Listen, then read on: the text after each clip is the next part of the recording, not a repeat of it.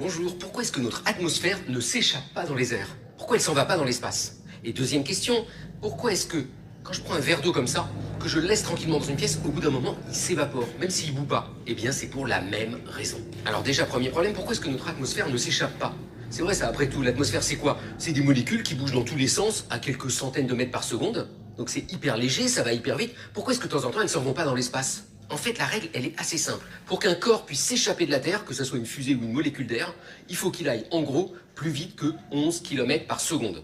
Cette vitesse-là, c'est la vitesse d'échappement. C'est en gros ce qu'il faut pour s'arracher de la gravité de la Terre. Parce que la Terre, elle nous retient à cause de sa masse. Et donc, vous voyez, la question maintenant, c'est, ok, à quelle vitesse vont les molécules autour de nous? Et c'est là qu'est arrivé un physicien génial, un Écossais qui s'appelait James Maxwell. On est il y a 150 ans à peu près.